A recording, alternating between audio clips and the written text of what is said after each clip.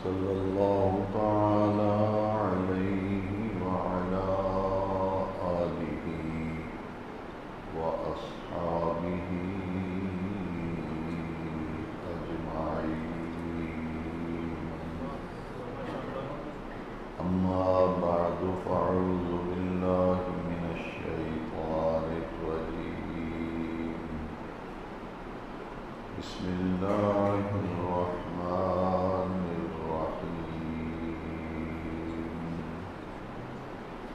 إن أول بيت وضع للناس للذي ببكة مباركا صدق الله مولانا العظيم. إن الله وملائكته يصلون على النبي يا أيها الذين آمنوا صلوا عليه وسلموا تسليما. الصلاة والسلام عليك يا سيدي يا رسول الله وعلى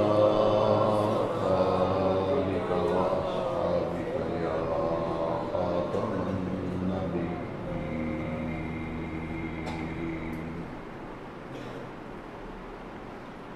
حاضرین و سامعین محترم، سلسلہ وار خطبات جمعہ میں ماہ ذی القعدہ اور ماہ ذی الحج کی نسبت سے حج و قربانی کے موضوع پر گزشتہ جمعات مبارکہ میں گفتگو کی گئی. آج بھی اسی سلسلہ گفتگو کو مکمل کرنے کی کوشش کی جائے گی، اور آئندہ جمعہ عید الاضحیٰ سے پہلے آ رہا ہے، اس لیے آئندہ خطاب جمعہ میں صرف فلسفہ قربانی، حکمت قربانی، اس موضوع پر انشاءاللہ گفتگو ہوگی. آج بیت اللہ شریف کے حوالے سے قرآن مجید کی معروف آیہ کریمہ تلاوت کرنے کا شرف حاصل کیا، جس کا کچھ مفہوم پچھلے جمعے میں عرض کر چکا ہوں. ان اول بیت وضع للناس، سب سے پہلا گھر جو بنایا گیا، تعمیر کیا گیا، وضع کیا گیا، للناس، لوگوں کے لیے، تاکہ لوگ اس پہلے گھر کو مرکز مان کر اللہ تعالیٰ کی عبادت اور اس کی بندگی کی طرف رغبت رکھیں. وہ پہلا گھر کس شہر میں واقع ہے؟ فرمایا ببکہ تھا. شہر مکہ کا ایک نام بکہ بھی ہے. مکہ مکرمہ میں جو خانہ کعبہ ہے، بیت اللہ ہے، یہ پہلا گھر ہے جو عبادت کے لیے مقرر کیا گیا، بنایا گیا.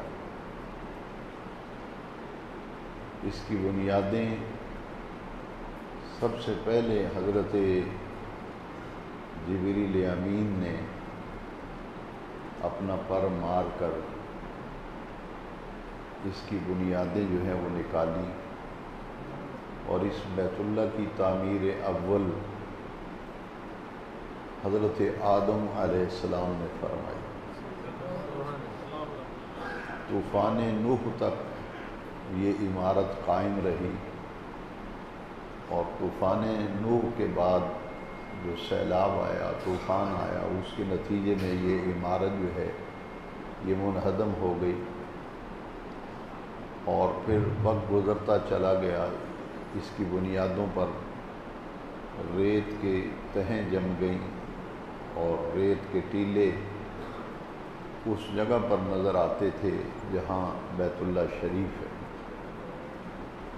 پچھلے جمعات مبارکہ کے مضامین اگر آپ کے ذہن میں ہیں تو یہ بات آپ کو میں بتا چکا ہوں، عرض کر چکا ہوں کہ حضرت ہاجرہ اور حضرت سارہ کے درمیان جو اختلاف ہوا تھا، اس بنیاد پر اللہ تبارک و تعالیٰ کے حکم سے خلیل خدا حضرت ابراہیم علیہ السلام نے حضرت ہاجرہ کو اور حضرت اسماعیل کو لے کر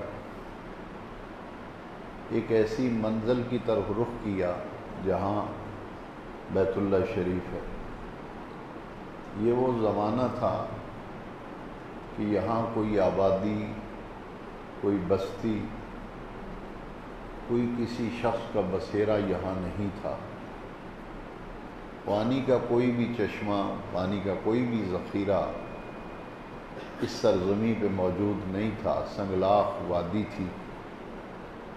بیت اللہ کی بنیادوں پر ریت کے ٹیلے جمے ہوئے ہیں۔ حضرت ابراہیم علیہ السلام جب اس مقام پر پہنچے جہاں بیت اللہ شریف ہے، حضرت ہاجرہ کو، حضرت اسماعیل علیہ السلام کو اتارا اور بیت اللہ شریف کے قریب انہیں زمین پر بٹھا دیا۔ کچھ ضروری استعمال کا سامان جو ہے وہ موجود تھا۔ روایات میں آتا ہے کہ کھجوروں کی ایک چھوٹی سی ٹوکری تھی جس میں کچھ کھجوریں تھیں،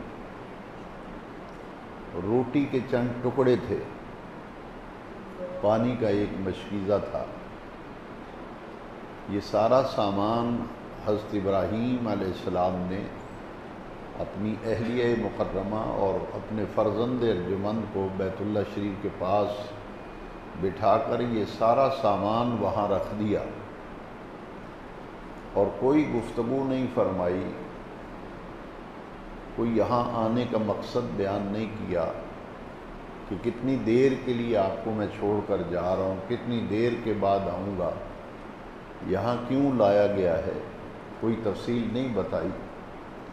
تمام تفسیروں کے اندر اسی آیت کی تفسیر میں، تفسیر مظہری میں قاضی ثناء اللہ پانی پتی، تفسیر روح المعانی میں علامہ محمود آلوسی حنفی بغدادی نے اور دیگر مفسرین کرام نے یہ لکھا کہ حضرت ہاجرہ کو وہاں بٹھا کر کھجوروں کی ٹوکری، روٹی کے چند ٹکڑے، پانی کا مشکیزہ، استعمال کی چند ضروری چیزیں وہاں رکھ کر آپ واپس جب پلٹنے لگے تو حضرت ہاجرہ نے ان سے پوچھ ہی لیا کہ یہاں آپ ہمیں کس کے سہارے پہ چھوڑ کے جا رہے ہیں؟ کوئی آبادی نہیں، کوئی بستی نہیں، کسی انسان کا یہاں بسیرا نہیں، پانی کا کوئی ذخیرہ یہاں نظر نہیں آتا، تو یہاں رہنا کیوں کر ممکن ہوگا؟ آپ ہمیں یہاں کیوں چھوڑ کر جا رہے ہیں؟ تو حضرت ابراہیم علیہ السلام نے ان کی بات کا جواب نہیں دیا، اور واپسی کی طرف جب رخ کیا تو اللہ تبارک و تعالی نے حضرت ہاجرہ کے دل میں ایک بات ڈالی، اور اس بنیاد پر انہوں نے یہ سوال کیا کہ آپ ہمیں اللہ تعالیٰ کے حکم سے یہاں چھوڑ کے جا رہے ہیں۔ یہ جملہ سوالیہ تھا، استفہامیہ جملہ تھا کہ اللہ کے حکم سے یہاں ہمیں چھوڑا جا رہا ہے۔ تو آپ نے زبان سے تو نہیں فرمایا، لیکن سر کے اشارے سے فرمایا کہ ہاں تمہیں یہاں چھوڑ کر جانا یہ اللہ تعالیٰ کے حکم کے مطابق ہے، اسی کے حکم، اسی کے ارشاد کی تعمیل میں یہاں چھوڑ کے میں واپس جا رہا ہوں۔ اب ذرا نقشہ ذہن میں لائیے کہ بالکل کوئی بستی نہیں، کوئی درخت نہیں، کوئی نشان نہیں، پانی کا چشمہ نہیں، اور ایسے ماحول کے اندر کیسے گزر بسر ہوگی، رات کے اندھیروں میں یہاں کیسے رہنا ہوگا۔ لیکن حضرت حاجرہ نے جب یہ سنا کہ اللہ کے حکم سے یہ سب کچھ کیا جا رہا ہے اور ہمیں یہاں چھوڑ کر اسی لیے جا رہے ہیں کہ اللہ کی مشیت، اس کی قدرت کو یہی منظور ہے اور حکم خداوندی بھی یہی ہے، تو پھر حضرت حاجرہ نے فرمایا کہ اگر اللہ کے حکم سے یہ سب کچھ ہو رہا ہے تو ہمارا رب ہمیں ضائع نہیں فرمائے گا۔ اسے کہتے ہیں توکل علی اللہ، اللہ کی ذات پر، اس کی ہستی پر توکل کی اعلیٰ کیفیت انہیں حاصل ہوئی، اور اس اعتبار سے انہیں سکون قلب ملا، طمانینت قلب ملی کہ یہ سب کچھ اللہ کے حکم سے ہو رہا ہے تو وہی ہمارا نگہبان ہے، وہی ہمارا محافظ ہے، وہی ہمیں اپنی حفاظت میں رکھے گا، وہی ہمارا نگہبان ہے۔ حضرت ابراہیم خلیل اللہ علیہ السلام جب واپسی کا ارادہ کر کے چند قدم آپ چلے تو اب آپ کے ذہن میں یہ خیال آیا، اور یہ خیال اللہ تعالیٰ کی طرف سے انبیاء کرام کی تمام اعمال و افعال جو ہیں، جیسا کہ قرآن مجید بتاتا ہے کہ ہمارے پیارے آقا کریم علیہ السلام اپنی خواہش سے اور اپنی مرضی سے تو حضور بولتے ہی نہیں، وما ینطق عن الہوی ان ہوا الا وحی یوحی، کہ حضور وہی بولتے ہیں جو اللہ کا حکم ہوتا ہے، اس کی مشیت اور قدرت ہوتی ہے۔ لہذا حضرت ابراہیم علیہ السلام نے یہ دعا مانگی، اور وہ دعا قرآن مجید کی آیات مقدسہ بن گئیں۔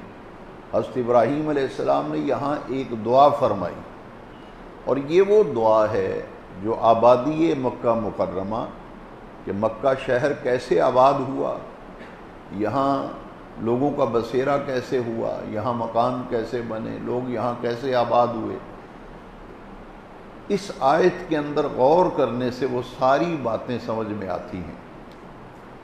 اب حضرت ابراہیم علیہ السلام نے جو دعا فرمائی وہ ذرا غور سے سن لیجیے۔ آپ نے دعا فرمائی ربنا انی اسکنت من ذریتی بواد غیر ذی زرع عند بیتک المحرم، یا اللہ میں نے اپنی ذریت کو، اپنی اولاد کو، بیوی کو، اپنے بیٹے کو من ذریتی رہائش پذیر کر دیا ہے، انہیں ٹھہرا دیا ہے، بے وادن ایک ایسی وادی کے اندر، ایک ایسے مقام پر، غیر ذی زرع جہاں کوئی سبزہ نہیں، بے آب و گیا بستی، اور انسانی بسیرا تو ہے ہی نہیں، پانی کا چشمہ نہیں، کچھ آثار ہی نہیں زندگی کے، یہاں وہاں میں چھوڑ رہا ہوں، وہاں انہیں ٹھہرا دیا ہے، وہاں سکونت پذیر کر دیا ہے۔ عند بیتک المحرم، یہ لفظ قابل توجہ ہے کہ بیت اللہ شریف کی تو عمارت نہ تھی، بنیادوں پر ریت کے ٹیلے ہیں، جہاں بیت اللہ ہے وہاں ریت کا ٹیلہ ہے بہت بڑا، لیکن حضرت ابراہیم علیہ السلام دعا میں کیا فرماتے ہیں؟ عند بیتک المحرم، تیرے حرمت والے گھر کے پاس میں نے اپنی ذریت کو ٹھہرا دیا۔ تو یہ بڑا مقدس مقام تھا جہاں بیت اللہ شریف ہے، خانہ کعبہ ہے۔ آپ نے دعا میں فرمایا بواد غیر ذی زرع عند بیتک المحرم، تیرے حرمت والے گھر کے پاس میں نے اپنی بیوی کو، اپنے بچے کو ٹھہرا دیا ہے۔ ربنا لیقیم الصلاۃ، پھر آپ نے جو دعائیں دیں، یا اللہ انہیں نمازی بنا، انہیں صحیح نماز ادا کرنے والا بنا۔ ربنا لیقیم الصلاۃ، پہلی دعا یہ فرمائی کہ نماز کی رغبت ہو انہیں، یہ نمازی بن جائیں، صحیح نماز ادا کرنے والے بنے، اقامت صلاۃ انہیں عطا فرما۔ اب دوسری دعا یہ فرمائی فَاجْعَلْ أَفْئِدَةً مِّنَ النَّاسِ تَهْوِي إِلَيْهِمْ، لوگوں کے دل ان کی طرف موڑ دے، لوگوں کو ان کی طرف رغبت ہو جائے۔ وَارْزُقْهُم مِّنَ الثَّمَرَاتِ، اور انہیں پھلوں کا رزق عطا فرما، لَعَلَّكُمْ تَشْكُرُونَ، تاکہ یہ تیرا شکر ادا کریں، تیرے شکر گزار بن جائیں۔ یہ 3 دعائیں حضرت ابراہیم علیہ السلام نے فرمائی، ربنا لیقیموا الصلاۃ فاجعل افئدۃ من الناس تہوی الیہم وارزقہم من الثمرات۔ یہ دعا فرمائی کہ لوگوں کے دل ان کی طرف موڑ دے۔ وہ کیسے دل موڑے کہ یہ مکہ شہر آباد ہو گیا۔ بنی جرہم قبیلہ جو ہے وہ سفر میں تھا اور گزر رہا تھا وہاں سے، ان کو پانی کی تلاش تھی کہ پانی کہیں سے ملے، لیکن اس پورے سنگلاخ راستے میں کہیں بھی پانی کے آثار نہیں تھے۔ پچھلے خطبات جمعہ میں آپ سن چکے ہیں کہ حضرت حاجرہ، وہ پانی کا مشکیزہ کب تک چلتا، وہ ختم ہو گیا، کھجوروں کی ٹوکری بھی ختم ہو گئی، روٹی کے ٹکڑے بھی ختم ہو گئے، نہ کچھ کھانے کو ہے نہ پینے کو ہے۔ اب ننھے اسماعیل جو ہیں،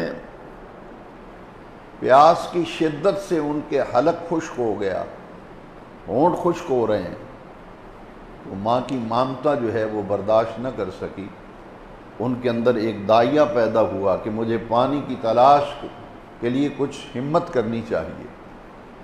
اسی تلاش میں وہ صفا کے اوپر چڑھتی ہیں، تاکہ اوپر جا کے پہاڑی کے دور دور تک نگاہ ڈال کے دیکھتی ہوں، کہیں کوئی پانی کے آثار نظر آئیں تو وہاں سے جا کے پانی لے لیا جائے۔ لیکن صفا پہ جب جا کے چاروں طرف نظر دوڑا کے دیکھا تو دور دور تک کسی انسان کا نام و نشان، کسی آبادی اور بستی کا نام و نشان نہیں، پانی تو کہیں دکھائی نہیں دے رہا۔ پھر نیچے اترتی ہیں صفا سے، دل میں یہ خیال آیا کہ یہ تھوڑے ہی فاصلے پر جو دوسری پہاڑی ہے جس کو قرآن مجید میں مروہ کہا گیا، میں اس پہاڑی کے اوپر جاتی ہوں، شاید پہاڑی کی اس طرف کوئی پانی کے آثار ہو۔ آپ اس دوران جب صفا سے اتر کر مروہ کی طرف جا رہی تھی تو درمیان میں ایک ایسا مقام آیا کہ اسماعیل علیہ السلام کو جہاں لٹایا تھا وہ نظروں سے اوجھل ہو گئی، وہ جگہ اور مقام، اسماعیل نظروں سے اوجھل ہو گئے۔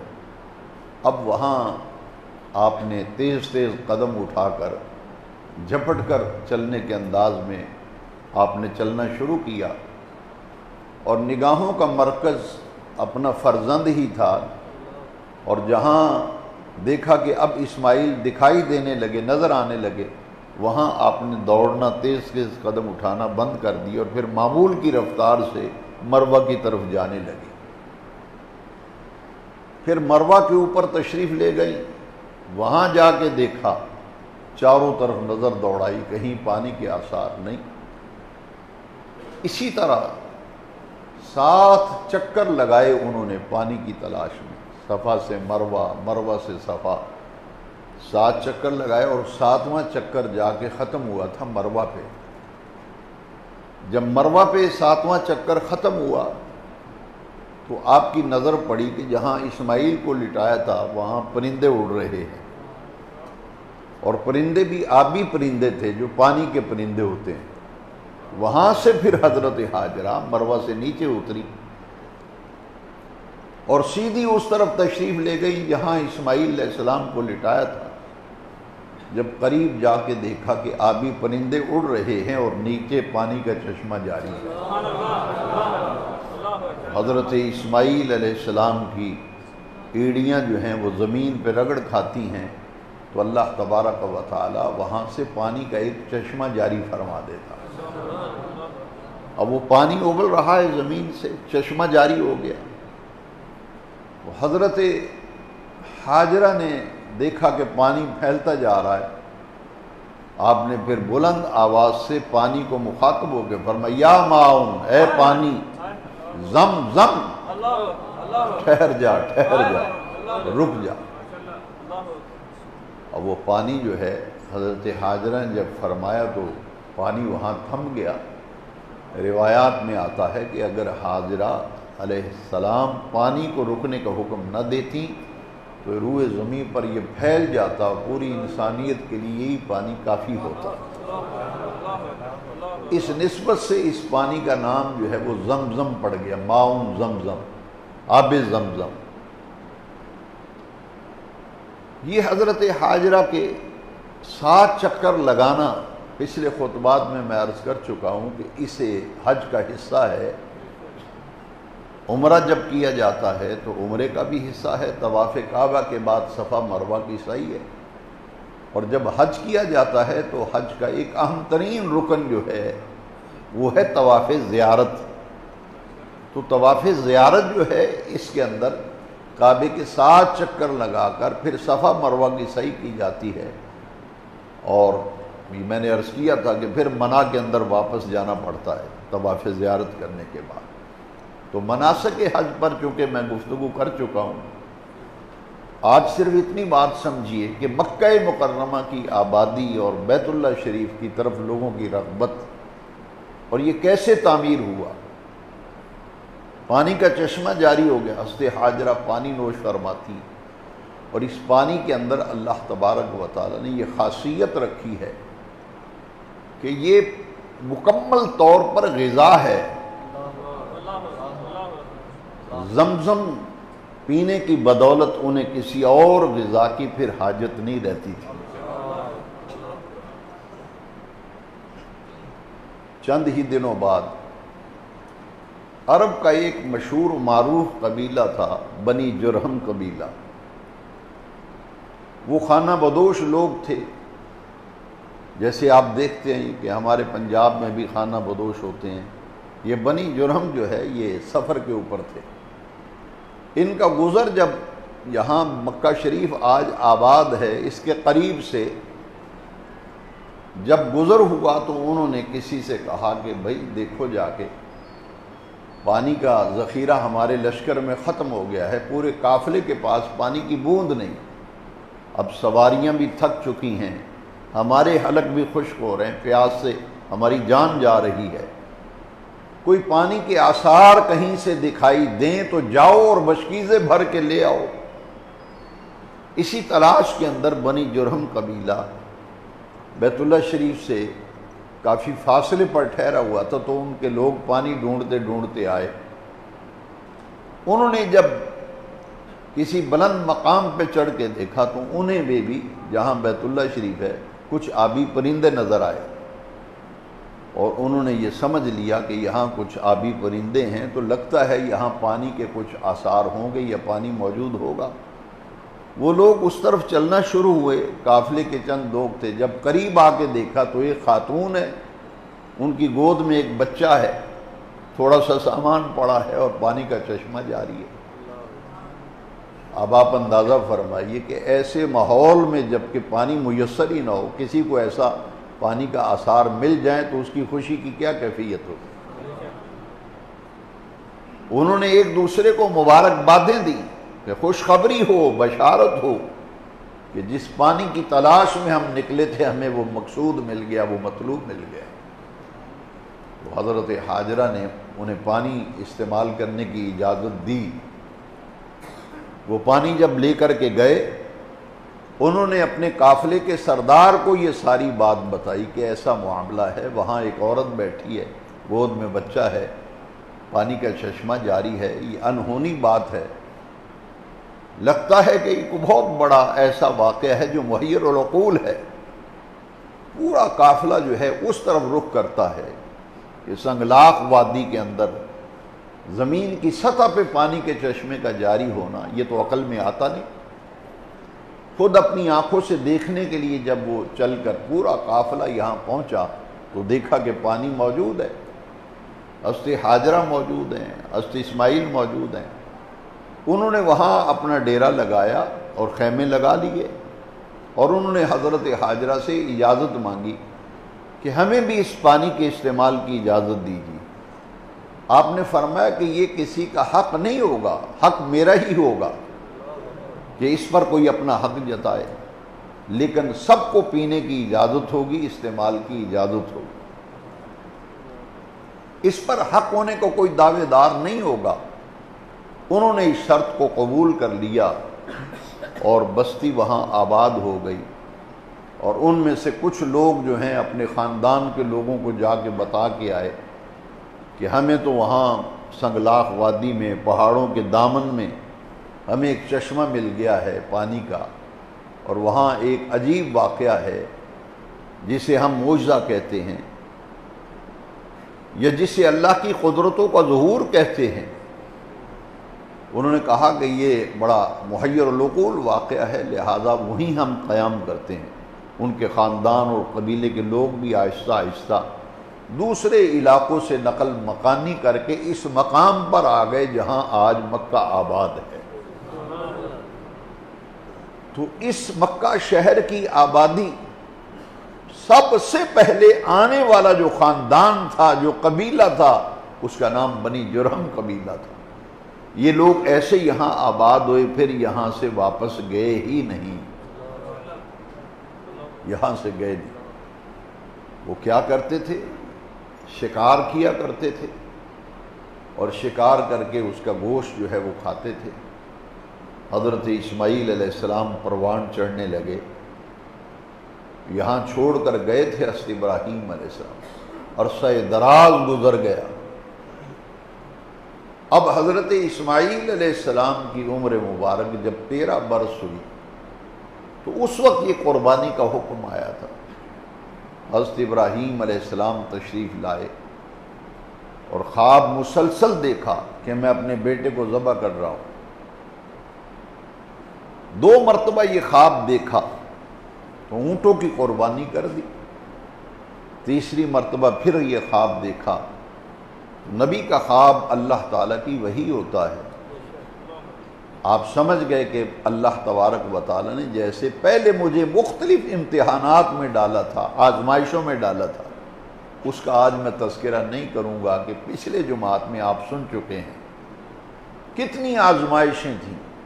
میں اتنا اشارہ کر دیتا ہوں کہ اللہ تعالیٰ نے قرآن مجید میں فرمایا وَإِذِ ابْتَلَىٰ إِبْرَاهِيمَ رَبُّهُ بِكَلِمَاتٍ فَأَتَمَّهُنَّ، ہم نے اپنے پیارے خلیل حضرت ابراہیم علیہ السلام کو بہت سی باتوں میں آزمایا، بڑے کٹھن اور کڑے امتحان آئے، آزمائش کی گھڑیاں آئیں، فَأَتَمَّهُنَّ، ہر امتحان میں، ہر آزمائش میں حضرت ابراہیم علیہ السلام نے پورا اتر کے دکھایا تھا۔ اب یہ سب سے بڑا اور سب سے کڑا امتحان تھا جس کو بعض مفسرین نے آخری امتحان لکھا ہے۔ وہ کیا تھا کہ حضرت ابراہیم علیہ السلام کی عمر 87 برس جب اسماعیل علیہ السلام عطا کیے گئے، اور 100 برس کی عمر ہے حضرت ابراہیم علیہ السلام کی، بیٹے کی عمر 13 برس ہے، 100 سال کی عمر میں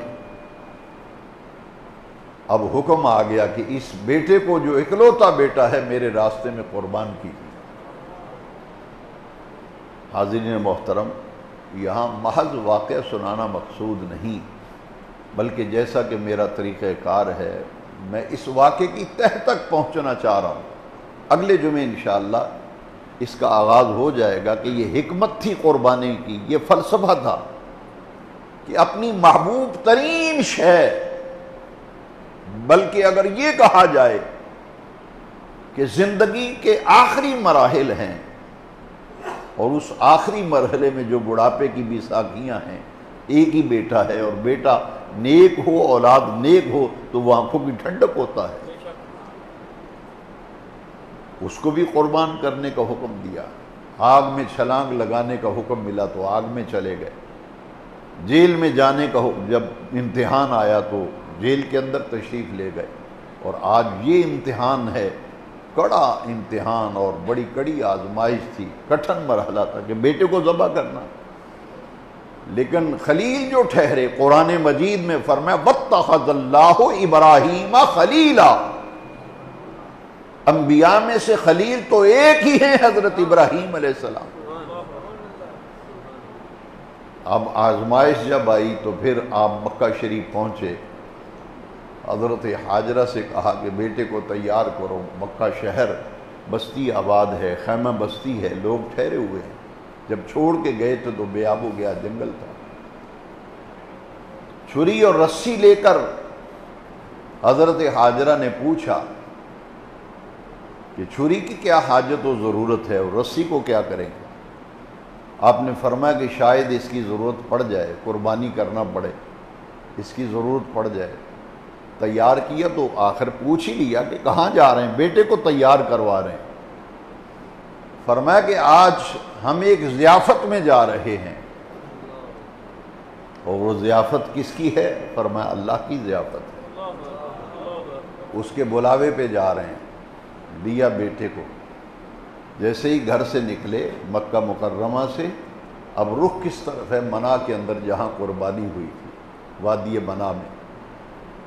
جب نکلے تو پہلا اس نے بڑا کڑاکے دار حملہ کیا حضرت حاجرہ پہ۔ کس نے؟ شیطان نے۔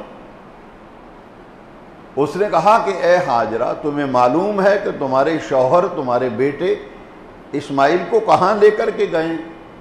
تو آپ نے فرمایا وہ کسی ضیافت میں گئے، دعوت میں گئے۔ اس نے کہا کہ نہیں، دعوت نہیں ہے، بلکہ تم نے دیکھا نہیں کہ چھری بھی لے گئے، رسی بھی لے گئے، وہ تو اسماعیل کو ذبح کرنے جا رہے ہیں۔ آپ نے فرمایا کہ یہ کیسے ممکن ہے کہ ایک بیٹا بڑھاپے میں ملا ہو، اس کو باپ ذبح کر دے؟ یہ تو ممکن ہی نہیں۔ شیطان نے کہا کہ انہیں ایسا کرنے کا حکم اللہ نے دیا ہے۔ حضرت حاجرہ نے فرمایا کہ اگر اللہ کا حکم ہے تو ایک اسماعیل کیا، اگر اور اسماعیل ہوتے وہ بھی اس کے حکم پہ قربان۔ نعرہ تکبیر، نعرہ رسالت، نعرہ تحقیق۔ یہاں سے خائب و خاسر ہوا۔ یہ آپ پچھلے خطبات میں سن چکے ہیں کہ رمی جمرات، شیطانوں کو کنکر مارنا، یہ حج کے مناسک میں شامل ہے، حج کے ارکان اعمال و افعال میں شامل ہے شیطان کو کنکر مارنا۔ یہاں ذرا غور کیجئے کہ حضرت حاجرہ کے اس جواب سے جب وہ خائب و خاسر ہوا تو پھر دوسرا حملہ کیا اس نے حضرت اسماعیل علیہ السلام۔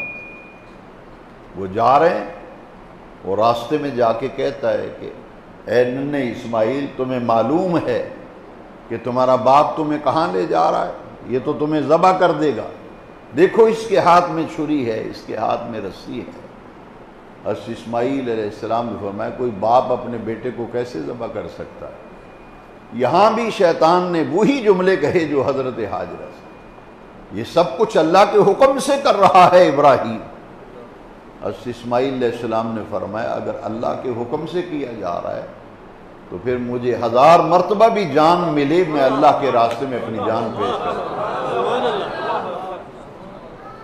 یہاں سے بھی جب خائب و خاسر ہوا تو تیسرا حملہ اس نے پھر حضرت ابراہیم پر کیا۔ یہ حملہ کہاں ہوا تھا؟ جہاں آج شیطان کو کنکر مارے جاتے ہیں، جہاں رمی جمرات کی جاتی ہے۔ آپ نے دیکھا ہے کہ جمرہ اولا ہے، جمرہ وسطیٰ ہے، جمرہ عقبہ ہے، 3 پلرز ہیں، ستون ہیں، جہاں ان پلروں کو، ستونوں کو کنکر مارے جاتے ہیں، کیونکہ پہلے ایک دفعہ، پھر دوسری دفعہ، پھر تیسری دفعہ حضرت اسماعیل سے خائب و خاسر ہو کر جب حضرت ابراہیم سے کہتا ہے کہ اچھے بھلے سمجھدار ہو کر، دانا ہو کر، باشعور ہو کر یہ کیا کر رہے ہو؟ سوچو، بیٹے کو ذبح کرنے چلے ہو، وہ بھی ایک خواب پر عمل کر رہے ہو۔ خواب پر تو عمل نہیں کیا جاتا۔ باشعور ہیں، سمجھدار ہیں تو آپ خواب پہ عمل نہ کریں۔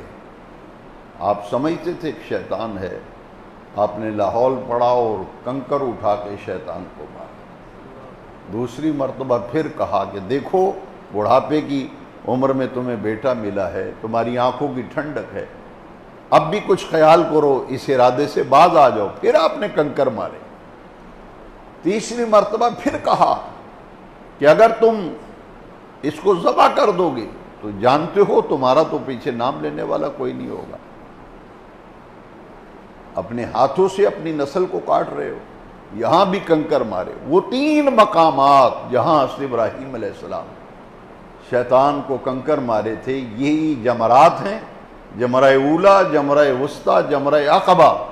تینوں مقامات پر حضرت ابراہیم علیہ السلام نے شیطان کو کنکر مارے، اور آج وہی حج کا رکن رکین بن گیا، وہ مناسک حج میں شامل ہو گیا کہ آپ کو پلر کو مار رہے ہیں، لیکن مقام چونکہ وہ ہے جہاں ابراہیم علیہ السلام نے کنکر مارے تھے، تو ان کی ادا پر عمل کرانا مطلوب و مقصود تھا۔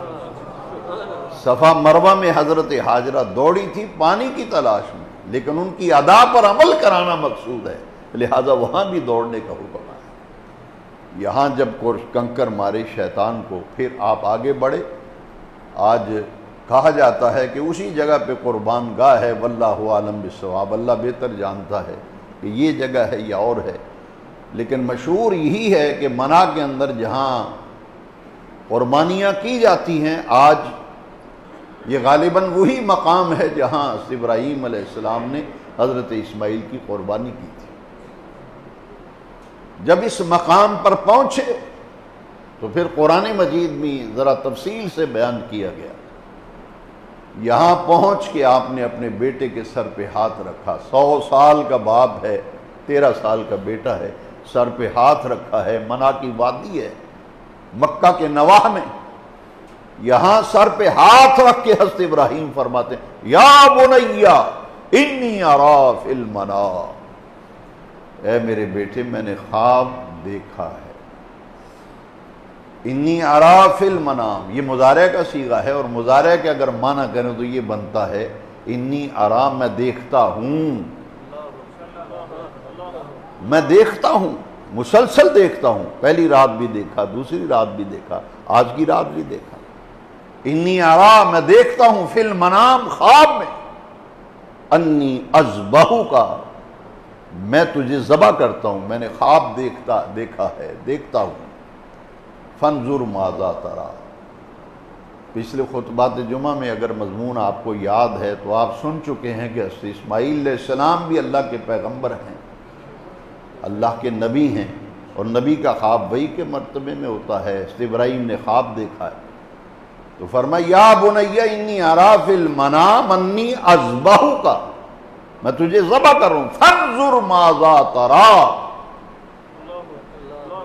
بیٹا تیری کیا مرضی ہے، تیری کیا رائے ہے؟ مجھے تو اللہ نے حکم دیا ہے قربانی کا، تم بھی اپنی مرضی بتاؤ، اپنی رائے دو، تمہاری کیا رائے ہے؟ یہ اس لیے نہیں پوچھا تھا، تمام مفسرین نے لکھا ہے کہ اس لیے نہیں پوچھا تھا، رائے، مرضی، منشا، ارادہ، اس لیے نہیں پوچھا تھا کہ اسماعیل کی مرضی ہو تو ذبح کر دیا جائے، مرضی نہ ہو تو ذبح نہ کیا جائے، اس لیے نہیں پوچھا تھا، بلکہ پوچھنے کا یہ مقصد تھا جیسے میں نے اللہ کے حکم کے سامنے اپنی گردن جھکا دی ہے، میرا بیٹا بھی اللہ کے حکم کے سامنے گردن جھکاتا ہے، تو وہ قیامت تک ایک مثال بن جائے گی کہ بیٹے کو قربانی پر اگر باپ لے کر میدان میں آ گیا اور تیار ہو گیا ہے اللہ کے حکم پر عمل کرنے کے لیے، تو بیٹا بھی اس سے پیچھے نہیں، بیٹا بھی قربان ہونے کے لیے آج خود اپنی مرضی سے قربانی کے لیے تیار ہے۔ اس لیے فرمایا تھا فانظر ماذا تری، بیٹے تیری کیا رائے ہے، تیری کیا مرضی ہے؟ اب حضرت اسماعیل نے جو جواب دیا وہ قرآن مجید کی آیات کا حصہ بن گیا، اور ان کے اندر بڑی لذت ہے، بڑی کیف ہے، اور میں اکثر یہ کہا کرتا ہوں کہ عربی الفاظ کی لذت ٹرانسلیشن میں، ترجمے میں بیان کرنا ممکن ہی نہیں، وہ مزہ، وہ کیف، وہ سرور جو عربی کے الفاظ کے اندر ہے اسے ہم اپنی زبان میں منتقل کر ہی نہیں پاتے۔ پیغمبر سوال کر رہا ہے، پیغمبر بیٹا جواب دے رہا ہے، اور جواب کیا دیتے؟ پیغمبرانہ شان والا جواب دیا، وہ جواب دیا جو شان نبوت کے مطابق تھا۔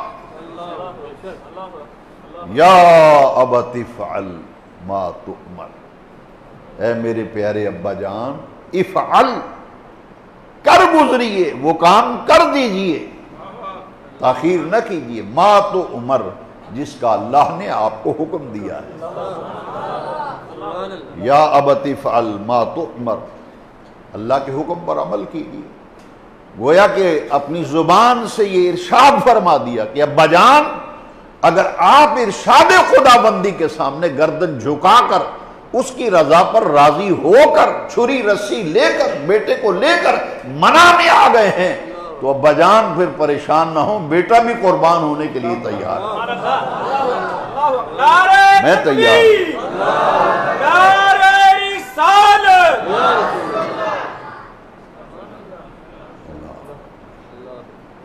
اگلی منزل بڑی کٹھن تھی نا، قرآن مجید کی آیت سنی اور قرآنی کیف اور سرور حاصل کی، یہ کہا کہ آپ قربانی کیجئے میری، میں تیار ہوں۔ لیکن آخر بیٹا تھا نا، باپ کے دل میں اولاد کی محبت، اس کی تو لگامیں کھینچنے کا حکم ہے نا۔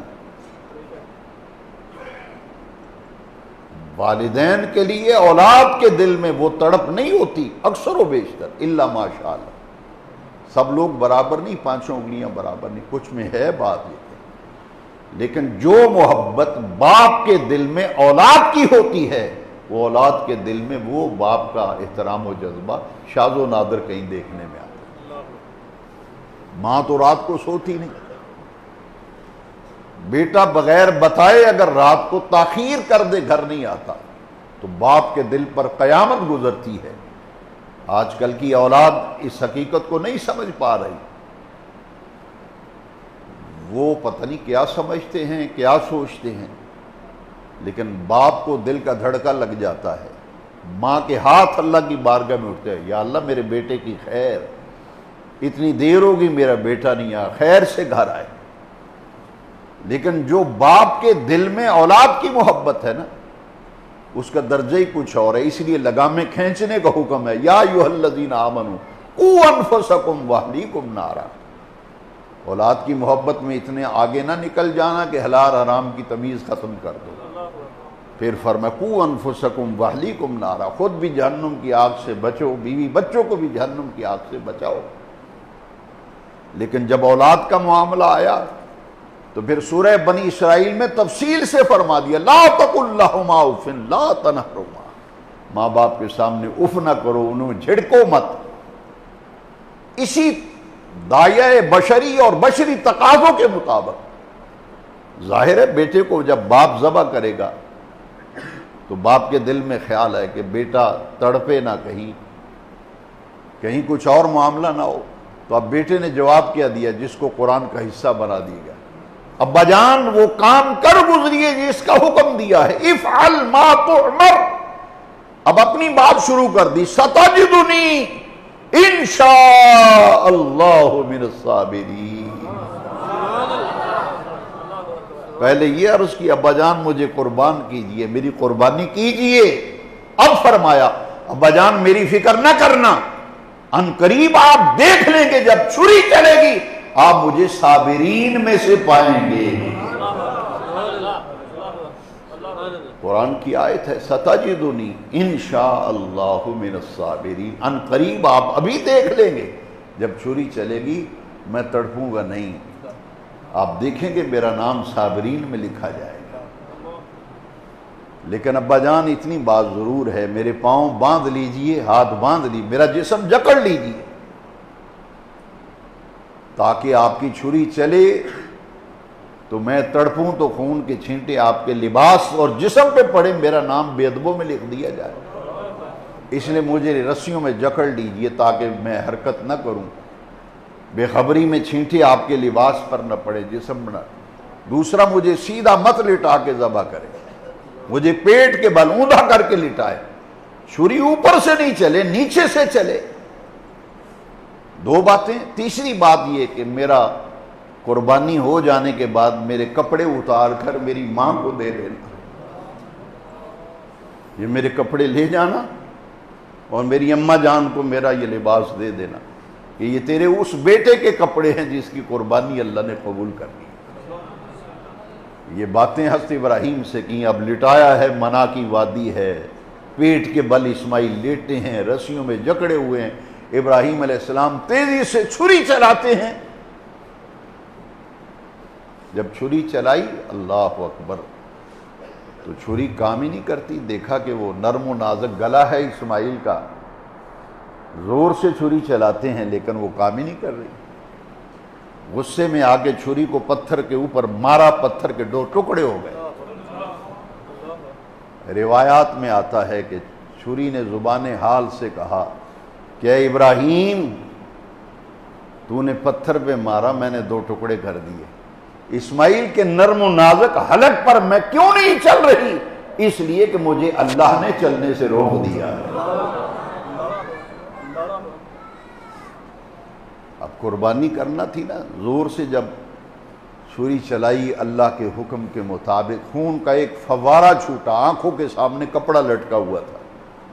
اسماعیل علیہ السلام نے یہ بھی کہا تھا کہ آنکھوں پہ نقاب ڈال لیجئے، کہیں بیٹے کا چہرہ دیکھ کے اوندا لٹا لیجئے، پیٹ کے بل لٹائیے، چہرہ دیکھ کر چھری رک نہ جائے، چہرہ دیکھیں، اپنے ہاتھوں کو روک نہ لیں، اپنی آنکھوں پہ لباس کپڑا ڈال لیں۔ آپ نے کپڑا ڈالا ہوا تھا، جب فوارہ خون کا نکلا، دل ہی دل میں شکر کیا کہ اسماعیل قربان ہو گیا، یہ ذبح ہو گیا، اللہ نے قربانی قبول کر لی۔ چھری نے اپنا کام کر دکھایا۔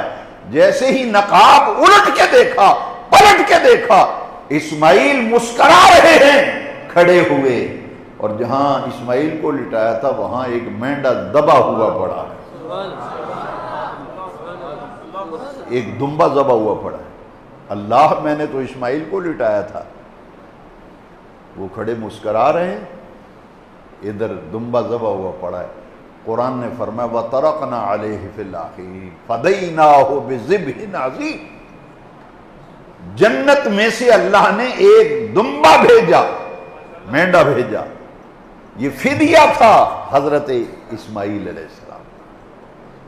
ان کی قربانی دیکھیے، اسماعیل علیہ السلام کو جو کوئی لٹایا تھا، ذبح تو ایک جانور ہوا ہے، لیکن قربانی کس کی قبول ہوئی؟ یہ ایسے قربانی قبول ہوئی کہ گویا اسماعیل کی قربانی ہوئی ہے اور باپ نے بیٹے کو قربان کیا ہے، اس کا فدیہ آ گیا۔ وَتَرَكْنَا عَلَيْهِ فِي الْآخِرِينَ۔ قیامت تک پھر اللہ کو یہ ابراہیم کی ادا پسند آ گئی، قیامت تک اسے جاری کر دیا۔ وَتَرَكْنَا عَلَيْهِ فِي الْآخِرِينَ، قیامت تک پھر یہ قربانی کا عمل ہوتا رہے گا۔ پھر فرمایا فَنَادَيْنَاهُ أَن يَا إِبْرَاهِيمُ قَدْ صَدَّقْتَ الرُّؤْيَا۔ اے ابراہیم، آپ نے تو اپنا خواب سچا کر دکھایا۔ سلام علی ابراہیم، اے ابراہیم تجھ پر سلام ہو، تجھ پر سلامتیاں ہوں۔ إِنَّ كَذَلِكَ نَجْزِي الْمُحْسِنِينَ، اسی طرح ہم نیکوکاروں کو جزا دیتے ہیں۔ وَمَا عَلَيْنَا إِلَّا الْبَلَاغُ۔